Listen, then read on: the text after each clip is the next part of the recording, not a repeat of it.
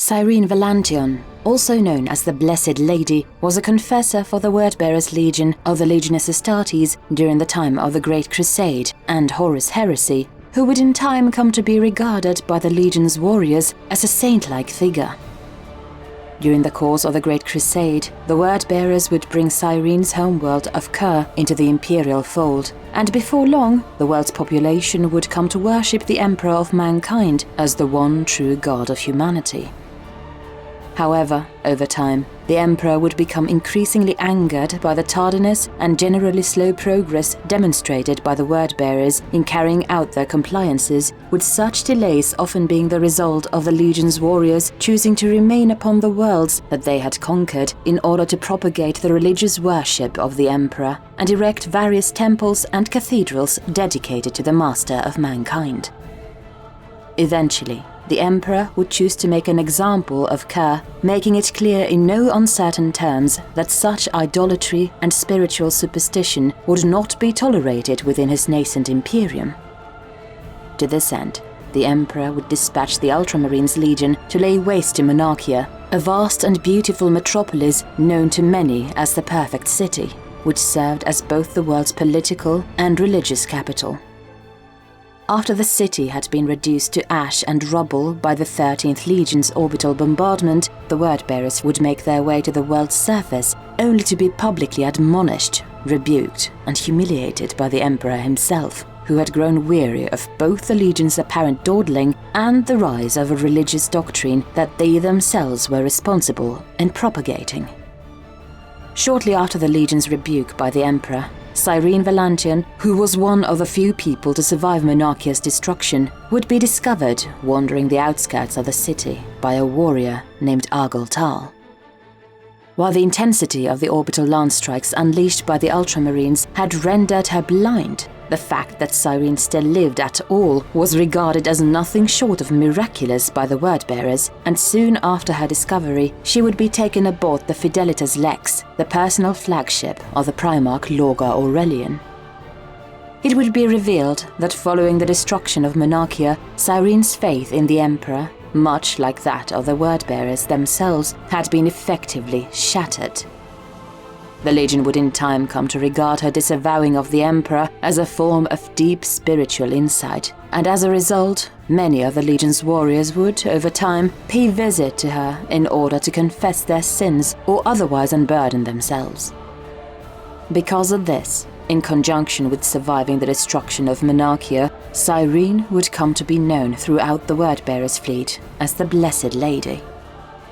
While Cyrene initially had little idea of the happenings around her, she would eventually be named as the Legion's confessor by Lorgar himself, and in time would develop a close friendship with both Argyle as well as a chaplain named Zaphen.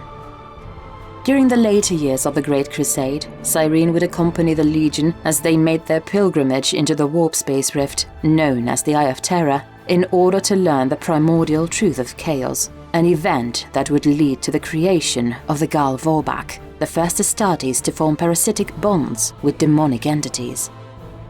However, shortly prior to the events of the Istvan V dropsite massacre, and after the Legion had begun to openly worship the powers of chaos, Cyrene would be slain by a contingent of custodes that had been assigned to monitor the actions of the Legion after they had discovered the full extent of Lorgar's treachery. Following her death, Cyrene would be entombed within a mausoleum deep within the bowels of the Fidelitas Lex, although many of her bones would be stolen by the ship's complement of serfs who viewed such remains as holy relics. But approximately 1 year after her death, the Dark Apostle Erebus would conduct a ritual to resurrect Cyrene in a bid to gain a measure of control over Argyle for his own nefarious purposes. The resurrection of the Blessed Lady was seen by the Wordbearers as proof of the divine power exhibited by the Chaos Gods, and Cyrene would come to be regarded as a literal living saint, although her death had left an indelible mark upon her psyche, due to her soul having been repeatedly torn asunder by demons as it drifted through the warp. The Legion's joy at Cyrene's return would be short-lived, however, as during the course of the Shadow Crusade, the Fidelitas Lex would sustain heavy damage in a battle against the Ultramarines, causing it to crash into the oceans of New Syria, despite her apparent death, Cyrene, in truth, still lived, for she had not been upon the Fidelitas Lex when it had crashed. Indeed, as she made her way to the ship's escape pods, Cyrene would encounter a perpetual named Daemon Prytanis, who served as an agent for the Xenos organization known as the Cabal. Prytanis would then reveal to Cyrene that due to her resurrection, she herself was now also a perpetual, becoming for all intents and purposes immortal, and as a result had drawn the attentions of the Cabal. Despite being initially skeptical of Prytanis' words, Cyrene was eventually convinced of his sincerity, and the two would escape the ship together. At some indeterminate point in time, Cyrene would adopt the alias of Actae, before eventually making her way to Terra. It was upon Terra, as the world was being besieged by the forces of the traitorous warmaster Horus Heresy, that Actae, along with an Alpha Legion warrior named Ingo Peck, would come to the aid of Elanius Pius and his quote-unquote Argonauts, saving them from a horde of Slaneshi demons as they attempted to escape from the corrupted hive city, known simply as Paradise. Despite the protestations of John Grammaticus, who claimed to know both who and what their mysterious savior truly was, Elanius agreed to allow both Actae and her Alpha Legion bodyguard to accompany the Argonauts in their quest to meet with the Emperor. After successfully infiltrating the Imperial Palace and being subsequently detained by the Custodes, Actae and the other Argonauts would eventually find themselves brought before Vulcan, the Primarch of the Salamanders, only to learn that the Emperor had already departed for Horus's flagship, the Vengeful Spirit. While feeling initially despondent, the Argonauts nonetheless decided to continue with their mission, utilizing a mysterious clue of string that Elanius believed had been sent from the future to aid them in the present. However, as the Argonauts continued on their journey, they were eventually confronted by none other than Erebus, who had been pursuing the group since the battle for Kolth. The Dark Apostle would kill most of the Argonauts with little resistance, forcing Actae, who by this point had been revealed to be a powerful psyker in her own right, to unleash an intense blast of kinetic energy that buried both herself and the Wordbearer under hundreds of tons of rubble, though Erebus would manage to pull himself free and escape. While Actae was indeed crushed to death, her nature as a latent perpetual allowed her to regenerate from her wounds, and despite her burial, Actae was still able to utilize her powers to teleport Elanius, Grammaticus, and the Proto-Space Marine Leto to Lupercal's court upon the Vengeful Spirit. But when Actae was finally freed from the rocky tomb by Rogel Dawn, the Primarch of the Imperial Fists, it became apparent that her regeneration had, for all intents and purposes, caused her mind and soul to merge with those of her fellow Argonaut Cat, with the two psychers effectively becoming one within Actae's body.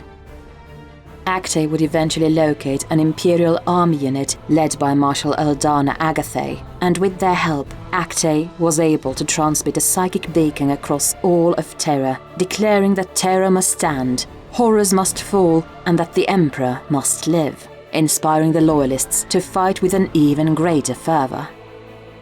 Following the Emperor's victory in his final duel against Horus, Actae, now having taken on the name Caterina Moriana, would begin telling stories of Elanius Pius and of his valiant last stand against the Warmaster, leading to Elanius becoming both a figure of legend and, eventually, the patron saint of the Imperial Guard.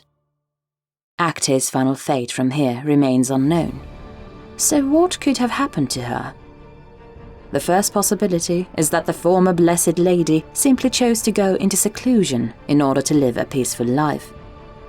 After all, following her original death at the hands of the Legio Custodes, Cyrene's soul would experience endless suffering at the hands of demonic entities until her resurrection 1 year later, which in turn would leave her both soul-scarred and, at least for a time, mentally traumatized. Because of this, it would stand to reason that after undergoing such a horrific experience, Cyrene would wish to simply live out her existence in solitude and attempt to forget the horrors that tormented her very soul.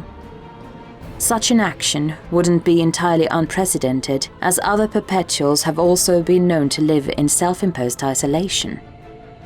As detailed within the novel Saturnine, prior to the Great Crusade, a perpetual named Erda would go into exile to escape the Emperor's retribution due to her actions causing the infant Primarchs to be scattered across the vast expanse of the galaxy. As such, it is fairly reasonable to assume that Cyrene could have also chosen to effectively isolate herself from the rest of humanity. But there is a much darker possibility regarding the fate of Cyrene Valantion, in that she could go on to become a being of such influence and significance that even Abaddon the Despoiler, the current Warmaster of Chaos, would regularly seek her counsel. Could the Blessed Lady of the Wordbearers have become none other than Moriana the Crone? Little is known with any degree of certainty regarding Moriana the Crone, save for the fact that she boasts exceptional skills in the arts of clairvoyance. So great are her talents as a seer that a number of Chaos Lords, such as the aforementioned Abaddon and the Iron Warrior's warsmith Honsu, have regularly sought her guidance. One of the more widespread myths regarding Moriana is that she was not only one of the original 4 founding members of the Imperial Inquisition, alongside Kirill Sinderman and Lemuel Gorman, but one of the first resurrectionists, believing that the Emperor of Mankind could be restored to his former glory and healed of the many wounds that he had suffered during his battle against Horus. However, over time, Moriana and Gorman, the latter now having taken the name of Prometheus, would come into conflict with one another due to the fact that Moriana was determined to achieve her goals through whatever means necessary, even if this meant consorting with the powers of chaos. In response, Prometheus would raise an army to stand against Moriana and her followers. The 2 factions would engage in multiple battles and skirmishes against one another, until one day Moriana simply vanished without a trace, with many presuming that she had sought refuge within the Eye of Terror. Little did the nascent Inquisition realize that later generations would come to study Moriana's works and, in the process, give rise to the inquisitorial sub-faction known as the Horusian sect. But whether Moriana the Crone is indeed the same woman as Moriana the Inquisitor, however, remains a hotly debated issue. Much like Cyrene Valantion, Moriana the Crone was known for being blind, although in the case of the Crone, this was due to her eyes having been gouged from their sockets, as opposed to simply losing her sight. In addition, both Moriana and Cyrene are described as being incredibly potent psykers, and both are equally known for being sought out by warriors from the traitor legions for the guidance and counsel that they could offer, regardless as to whether such advice was prophetic or spiritual in nature. While it may initially seem unlikely for Moriana the Crone to be Cyrene Valantion, if the Crone is indeed the same Moriana as the Horusian Inquisitor, then, given that Cyrene was herself originally affiliated with one of the traitor legions, there is still a possibility, albeit a minor one, that she could have herself become a founding member of the Inquisition. After all, Lemuel Gorman, who was also a founding member of the Inquisition, was himself strongly affiliated with the Thousand Sons Traitor Legion, being originally assigned to the Legion as a remembrancer during the Great Crusade. Gorman would even briefly serve as a host for one of the soul shards belonging to the Primarch Magnus the Red, before being taken prisoner by warriors from the Space Wolves Legion and being brought before Malcador the Sigillite, the Regent of Terror, for questioning. What supports the idea of Cyrene Valantion becoming a founding member of the Inquisition is that not only did she adopt the name of Moriana during the final hours of the heresy, but after Rogel Dawn had pulled her free from the rubble that had previously crushed her, the Primarch would gift Cyrene with his personal seal, effectively bestowing her with his full authority. It should be noted that Dawn does indeed have some ties to the nascent Inquisition, for it was he that placed Kirill Sinderman, a man who, as mentioned earlier, would go on to become a founding member of the organization, in charge of a new order of remembrances known as the Order of Interrogation, in order to faithfully and accurately chronicle the events of the Siege of Terror for future posterity. As such, the idea of Cyrene Valantion being the same woman as Moriana the Inquisitor is not entirely outside the realm of possibility. If Cyrene and Moriana the Crone are indeed the same person, then there is even a chance that, after fleeing into the Eye of Terror, she could have then sought to influence powerful Chaos Lords into attempting to destroy the Emperor's physical form, in hopes that his death would bring about the Horusian outcome dictated by the Cabal's prophecy, the destruction of the ruinous powers at the cost of humanity's existence. This could very well explain as to why Moriana was so willing to aid Abaddon the Despoiler during the course of his numerous Black Crusades, perhaps viewing the War Master as the best possible candidate to bring about the death of the Emperor, and by extension render the Chaos Gods inert, should the prophecy indeed prove to be accurate. While such an idea is indeed an interesting one, there are a few problems with this particular hypothesis. The first of which is that Moriana herself may have simply been someone other than Cyrene Valantion. After all, as detailed within the book Visions of Heresy, prior to the assault upon the vengeful spirit, Malcador would present the Emperor with 12 individuals, 8 of them Astartes and 4 regular humans. 2 of these humans would be confirmed to be the previously mentioned Kirill Sinderman and Lemuel Gorman, while the third member of this quartet, as shown within the novel Flight of the Eisenstein, is heavily implied to be Amandera Kendall, a former Oblivion Knight of the Sisters of Silence. As such, it wouldn't be unreasonable to initially assume that Moriana, instead of being the same Moriana as Cyrene Valantion, could instead have been the new pseudonym adopted by Kendall. However, given that Kendall was herself a blank, an individual that is, for all intents and purposes, soulless, it seems all but a certainty that she could not have become the Crone Seer, due to blanks projecting a negative war presence, thus making them incapable of manifesting psychic abilities. Not only this, but there is even a chance that the Moriana, who became a founding member of the Inquisition, was not the former Cyrene Valantion, but instead Moriana Mohausen, a woman who served as one of Malcador's chosen, an elite group of agents who answered directly to the Sigillite himself.